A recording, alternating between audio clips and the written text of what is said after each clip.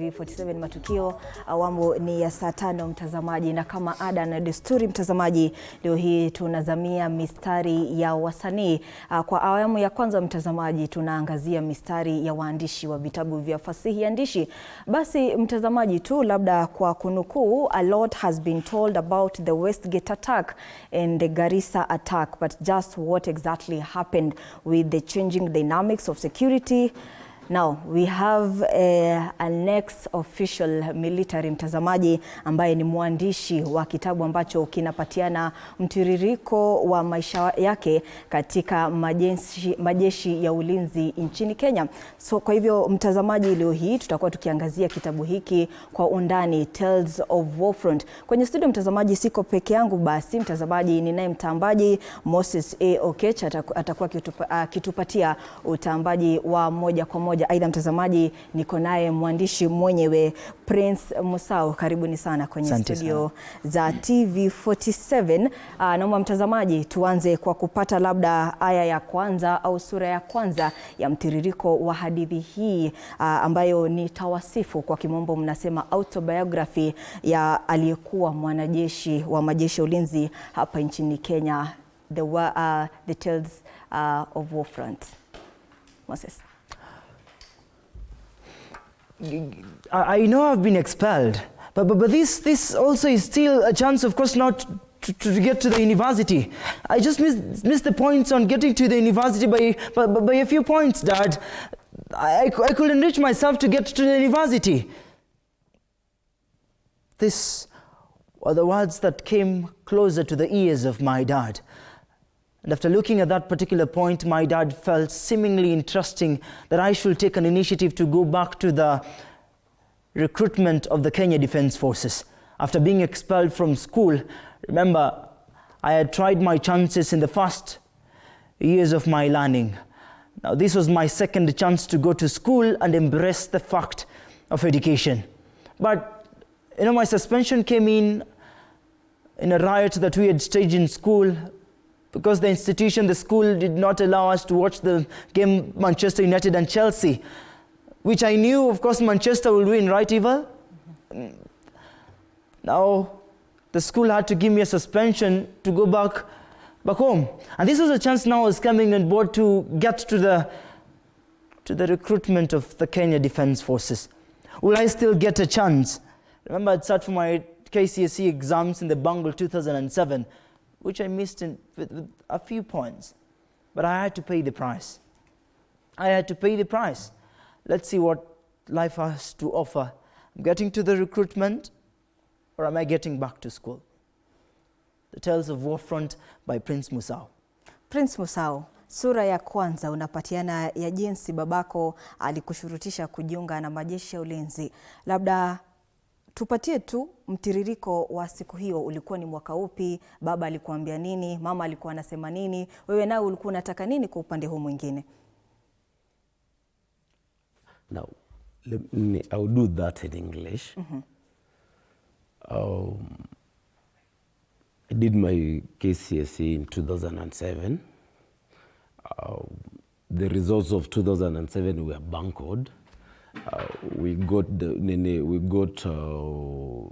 2 result slips. Then the first one, I had made the cut to the university. Mm-hmm. So the second one that came the following day, I had missed by two points. Mm-hmm. So now with that, I decided to repeat Form 4. I went to Makueni Boys. When I went to Makueni Boys, mm-hmm. I studied first term, mm-hmm. second term. As I said, the Champions League games, the final came. It was between Manchester United and Chelsea. Mm-hmm. As it happened, on that day, they decided not to let us watch the game. They were rioted, mm-hmm. and I was one of the casualties of that riot. So after that, I was expelled. Mm-hmm. The only chance that I had, mm-hmm. was to come back in October, mm-hmm. to sit my KCSE. But then at that time, I went home, and then the army recruitment came. When the army recruitment came, I had two options: to wait for to receive my KCSE or to join the army. But we had a talk with my dad, and I chose to try the army. So with that, I went to the recruitment, did all the whatever the nini is asked, hiyo kukimbia, sijui nini, and I was successful. Yes. Now that is how the journey started. Yeah. Now, Prince, hapo tu kabla hatujaenda kwa huu utambaji mwingine, in this book ulikuwa umedokeza the importance of being disciplined in the army forces. Ulipatiana mfano wa the long walk, ile ya the 42 kilometers. Yeah. Naomba tu utupatie muktadha wa hiyo dondoo, kulienda vipi ya kwamba mmetoka kwenye mazoezi halafu mwenzenu baada ya kurejea kwenye camp akafariki. Okay, this is what happens when during the first 3 months, and I don't think I won't go into depths into this, but during the first 3 months, that is when you do the physical training. So the climax of that is that 42-kilometer walk. So one of nene zile tahadhari mnapewa is that if you need water, drink in the morning before you go to the exercise. When you're out there in that hot mud, you don't drink water. So when you're coming back, it's even a requirement in the camp that all water taps are switched off, like they are dry. There's no water anywhere. So when you come back, you're supposed to drink, they prepare for you tea, hot tea. You're supposed to drink either that hot tea or hot water. But this guy hid water in his rucksack, in a backpack. So when he hid this, we've gotten back to the camp. He drank his the water that he had, and that was it. So labda tu Prince, nini kachangia kifo chake? Kwa nini akafariki baada ya kunywa maji? Sababu, okay, 42 kilometers is not a joke. You've walked 42 kilometers in Eldoret. It's cold. It's not a hot place, number one. Then you're not just walking. There are stuff that you're carrying. So your body is too hot, everything. Then you're coming back. That's why when you come back, they give you either hot water or tea. It's you that chooses whatever you take. So this guy drinks cold water. What does that do to the body? I'm not a doctor, but that is what killed that guy. Yeah. Na mtazamaji, tukisoma kitabu hiki moja kwa moja na kukichambua, basi inatukumbusha umuhimu wa kuwa na nidhamu kazini na pia kwenye mazoezi. Na labda hujaelekea kwenye utambaji huu mwingine, kulikuwa na hadithi hii ya msichana ambaye alivamiwa na nyuki. Indeed. As Prince explains it, of course, in the moments where now the recruitment is coming into shape and into space, one day when we were having our practices and of course everyone now had gathered for this particular training, a certain recruit lady came and used perfume. This moment, the perfume attracted the bees. And since humanity is a rebel against orders, the bees attacked her. And this was a lesson. We were afraid because at an instance we had an ambition not having the same case that happens to everyone that comes to the training grounds. Remember, this was the first instruction that we had been given immediately we had stepped into that particular ground. But at this particular moment, she was rushed to the hospitals, which is one of the priorities that Kenya Defence Forces are set to their recruitment team. And the girl luckily was good in style, was a good one and a good soul. We never wanted to witness a same case that will have happened to her. And after that particular moment, everyone learned that indeed we are now in a space where it's not a normal routine, but it's an environment where order really matters. Prince, ulisisitiza sana kwenye kitabu hiki au tawasifu, autobiography ya mtiririko wa maisha yako ulipokuwa ukifanya mazoezi. Labda wewe kama mwandishi ni ujumbe gani ambao ulikuwa unajaribu kuwasilisha huko kwa vijana ambao wamefanya mazoezi na umuhimu wa nidhamu katika maisha ya mwanadamu? See,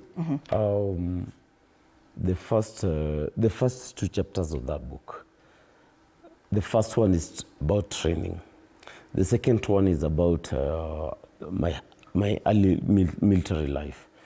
When we're talking about training, as he said, training is, discipline is core. And the reason I wrote those two chapters is for anyone that wants to join the military.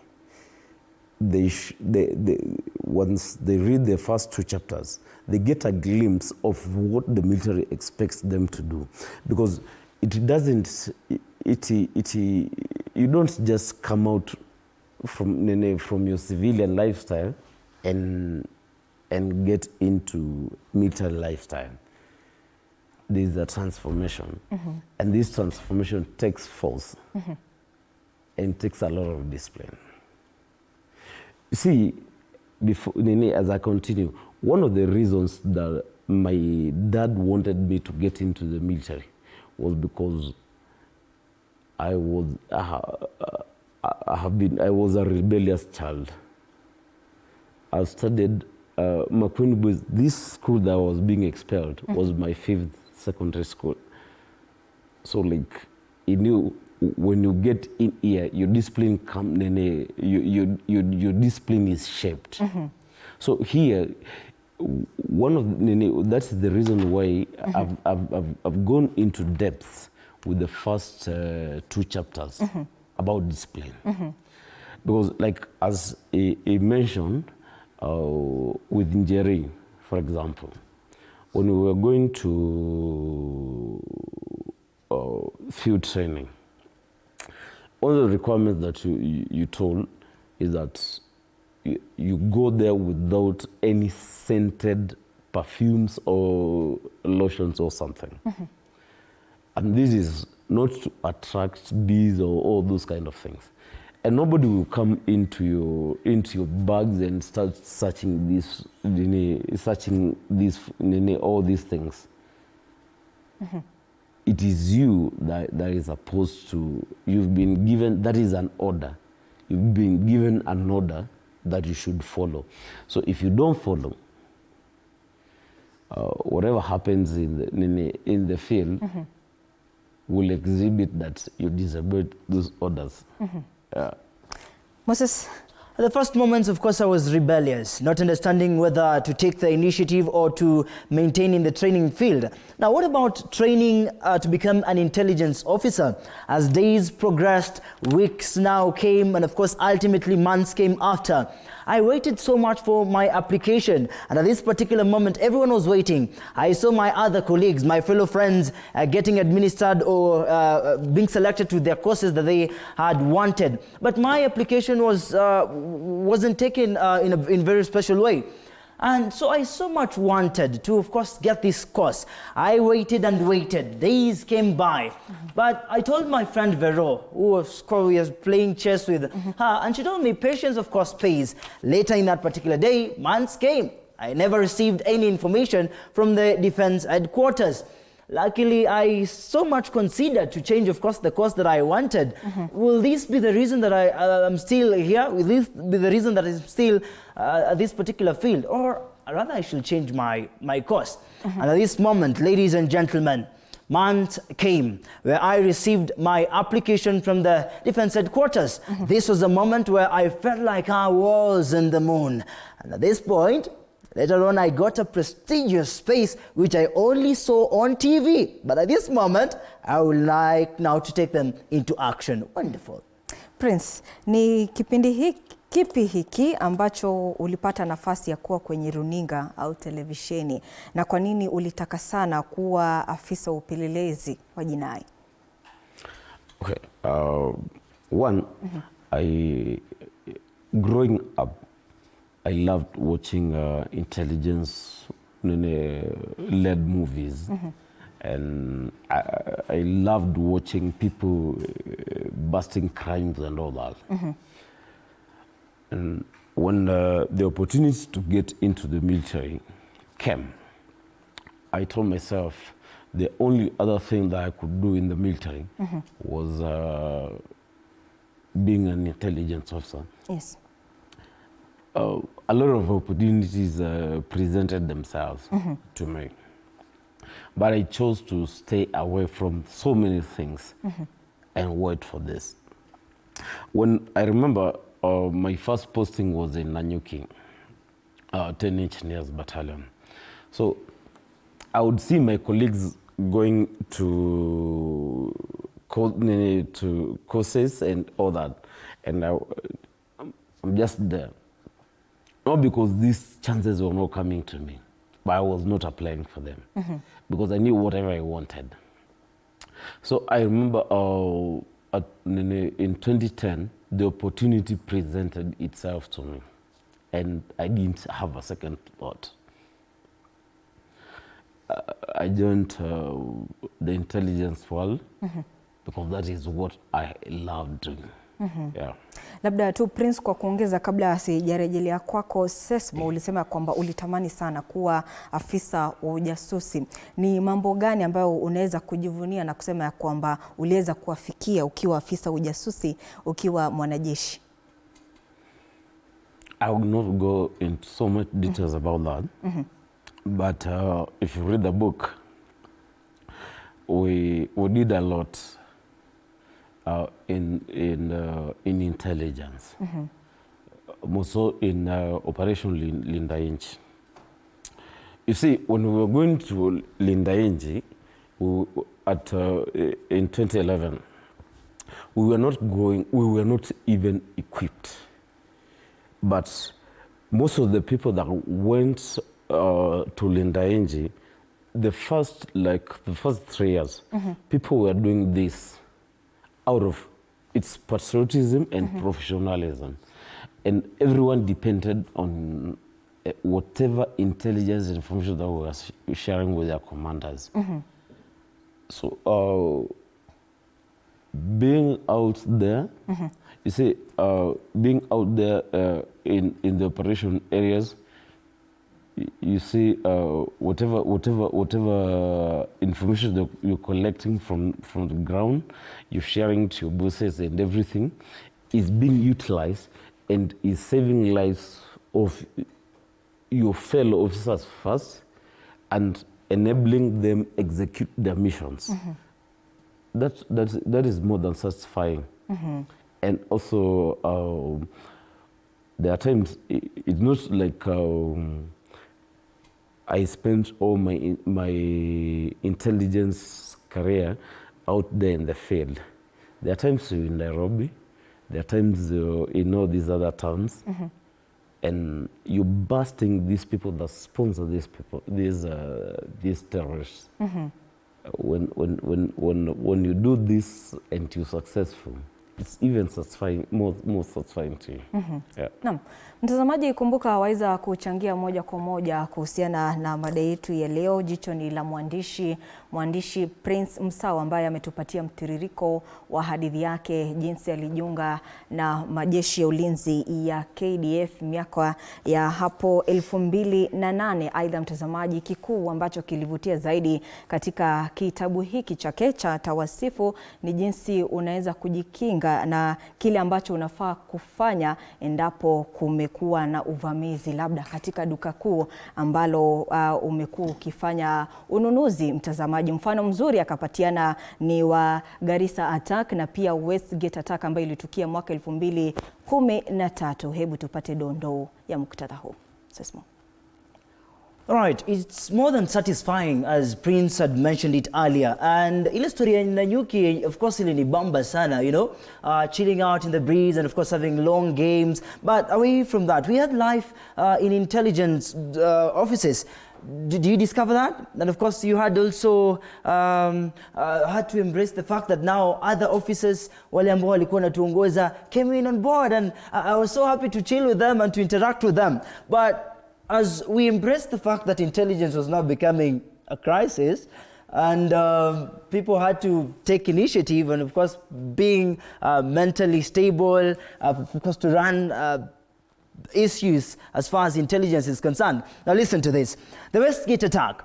Around September 2013, intelligence reports started coming, and Al-Shabaab were planning to attack one of the major shopping malls in the country. This was not information that the security organs could pay with. All the efforts to have focused on these one so that we could avert the attack. The next few days were busy. We at least needed to get everything right on this one.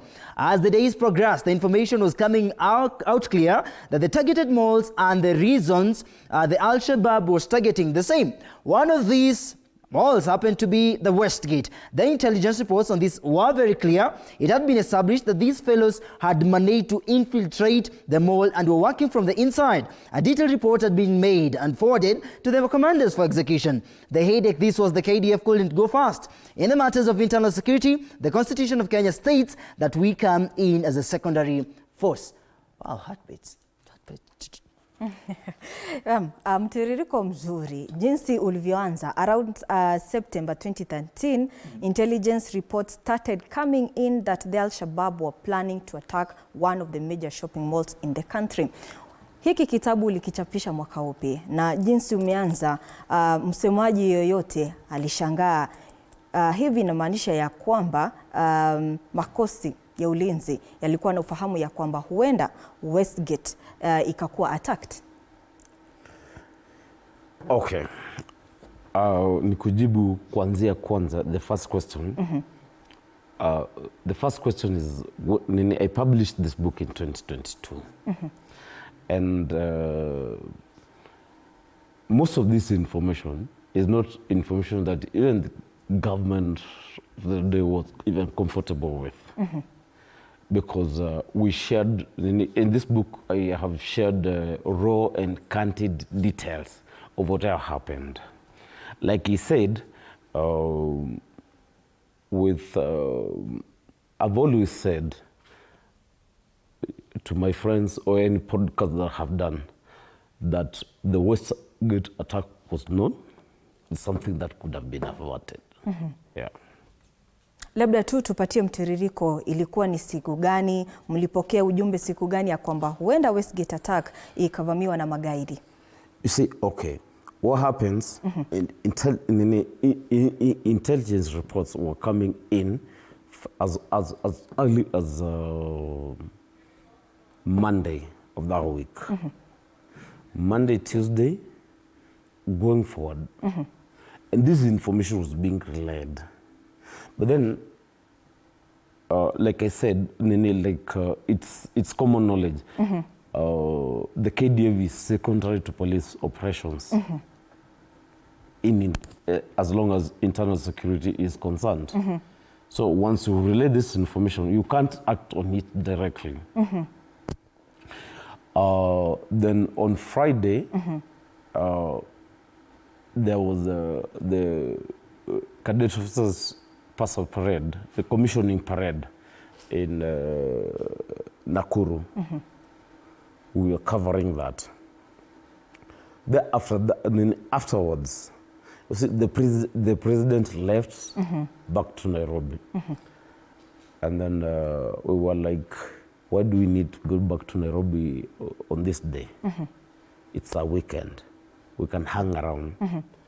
So on Saturday, we're in Nakuru, and then the first thing that flashes on the screens is that breaking news, Westgate is under attack. Tuliangaliana tu hivi, and then we were like, we knew this would happen. Zaidi ya watu 67 walifariki kufuatia ushambulizi huo au uvamizi huo wa Westgate attack. Labda wewe kama aliyekuwa mwanajeshi sasa, wapi ndipo labda majeshi ya ulinzi yalikosea, halafu endapo labda sasa ingawa God forbid kutakuwa na tukio kama hili la ushambulizi wa kigaidi, jambo la kwanza ambalo unafaa kufanya ni lipi? Now, one, like I said, I don't defend the military, number one, because I'm no longer part of them. But like I said, they are always secondary to police operations. So when this intelligence information is collected and relayed, whoever acts on it in internal security matters is the police. So I will not say that the military failed. The police failed on that. If you take an example, how Westgate was handled and how Dusit D2 was handled. Dusit was neutralized within hours, right? But Westgate took more than around 6 days. If you go into the book, you will you get to know what happened and what went wrong. Yeah. Labda sasa tupatie mawaidha katika dakika zetu za lala salama, kwa sababu ndilo lilikuwa lengo lako kuu wewe kama mwandishi kuandika kitabu hiki Tales of the Warfront. Basi endapo mtu yuko kwenye duka kuu, kwa mfano those big malls, halafu kuna a terrorist attack, basi wewe kama mnunuzi, kama mhudumu pale, ni kitu kipi cha kwanza unafaa kufanya? Okay, you see, the biggest problem with us, ata hapa, we're in studio. If somebody points a gun at us, people will start running around. And that is when you give the assailant the chance to kill you. Right? Because you're running around to what? To nini mpaka wapi?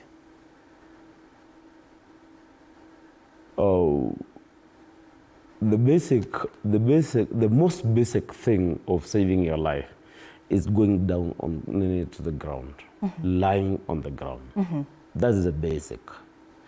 Then you compose yourself. Here is not about fright or something. You compose yourself. Then you see, like, where is this attack coming from? Coming from this side, it's coming from this side. Now you can maneuver your way out, but from the ground, not like running around here. That's number one. Then I've always seen, like in most of these malls, I've gone to several malls here. You find people like these security officers at the entrance. Have you ever wondered if somebody walked in armed with a G3, pointing at them, what would they do? No, like they are guarding the gate. Yes. What would they do? Kupambana nao. These security guys we have kwa malls up kwa gate, they will run away. So like basically these people pay these guys to wait, I'm sorry to say this, for the day this attack comes and they run away. And most of these guys, if you want to get into these security jobs, you're trained like for 1 month or something. So what training do you go through? What training do they go through? How are they trained to even handle? Because like I was talking to somebody and I was telling them, unless it's a pistol you're pointing at me from a distance, as long as it's a G3, I'll know how to maneuver my way around. Even if I'm not armed. But how are these guys trained? Because you can tell me you take somebody for security training for a month, and then they are now here at the entrances of these malls. And that is what happened at Westgate. Because once the terrorists, the first line of defense is those security guys at the gate. But where were they when these guys were entering? Means they ran away. Yeah.